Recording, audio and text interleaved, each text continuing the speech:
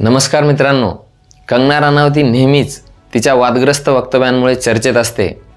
असेच एक विधान तिने काही दिवसांपूर्वी केले, ज्यामध्ये तिने जवाहरलाल नेहरू हे देशाचे पहिले पंतप्रधान नसून नेताजी सुभाषचंद्र बोस असल्याचे सांगितले।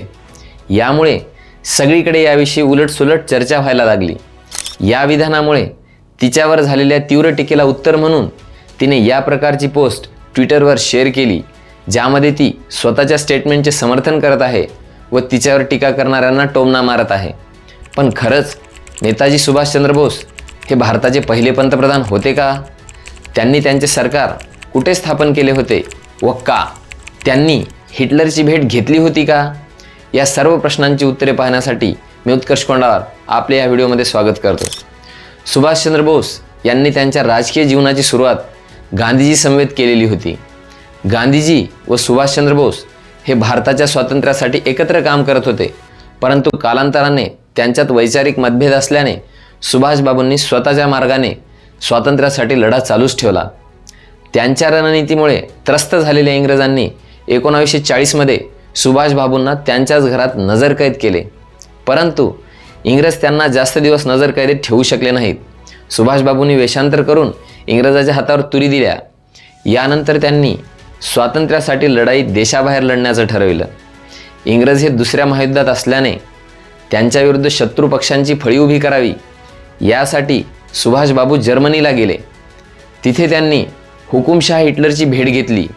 बोस आणि हिटलरच्या भेटीच्या नोट्सनुसार बोस यांनी भारतातून ब्रिटिश साम्राज्य उलटून टाकण्यासाठी जर्मनीची मदत मागितली होती।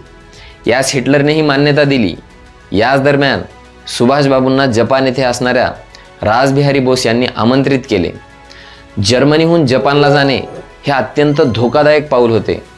संपूर्ण अटलांटिक आणि हिंदी महासागरावर रॉयल नेव्हीचे नियंत्रण असल्याने ते जहाजाने जाऊ शकत नव्हते। रशियामध्ये ऑपरेशन बार्बारोसा चालू होते, त्यामुळे ते रस्त्यानेही जाऊ शकत नव्हते। यामुळेच हिटलरने बोस यांना पाणबुडीद्वारे जपानला पाठवण्याची व्यवस्था केली। या पाणबुडीची दयनीय अवस्था व हा प्रवास सध्याच्या माणसाच्या कल्पनेबाहेरचा आहे। या पाणबुडीत सुभाषबाबूंना पाठ सरळ करण्यासाठी सुद्धा रात्रीची वाट पाहावी लागायची, कारण दिवसा पाणबुडी ही पाण्याच्या खाली चालायची तर रात्री पाण्यावर चालायची। पाण्यावर आल्यावरच पाणबुडीच्या डेकवर जाऊन ते पाठ सरळ करायचे।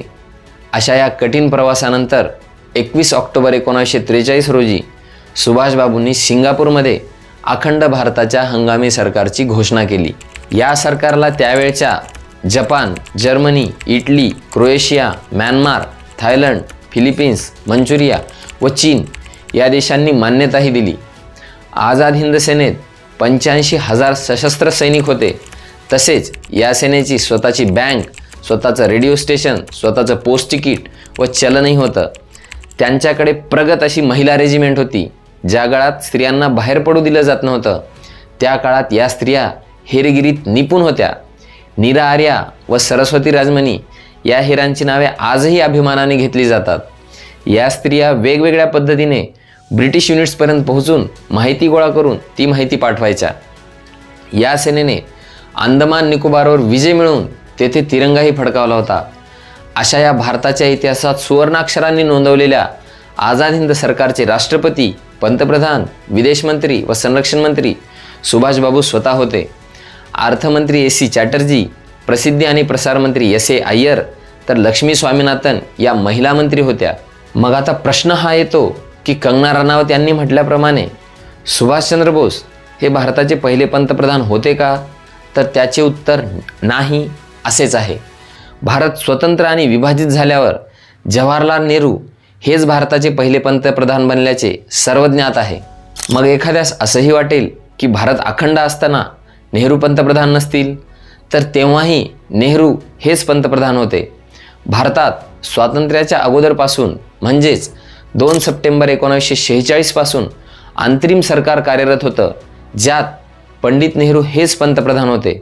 मग एखाद्याच्या मनात असाही विचार येईल की अंतरिम किंवा नियमित नसतील, पण सुभाषबाबू तर पहिले पंतप्रधान होतेच की? तर त्याचंही उत्तर नाही हेच आहे। कारण डिसेंबर 1915 मध्ये राजा महेंद्र प्रताप सिंह व मौलाना बरकतुल्ला यांनी काबूलमध्ये पहिले निर्वासित सरकार बनवले होते, ज्यात हाथरसचे राजा महेंद्र प्रताप सिंह हे राष्ट्रपती तर मौलाना बरकतुल्ला हे पंतप्रधान होते. सुभाषबाबू हे पहिले पंतप्रधान नाहीत हे स्पष्ट असलं तरी सुभाषबाबूंनी भारताच्या स्वातंत्र्य लढ्यात दिलेलं योगदान हे अतुल्य आणि अवर्णनीय असंच आहे. त्यामुळे ते सदैव प्रत्येक भारतीयाच्या मनात राहतील. आपणास हा व्हिडिओ कसा वाटला कमेंटमध्ये नक्की कळवा. भेटूया पुढील व्हिडिओमध्ये. तोपर्यंत जय हिंद.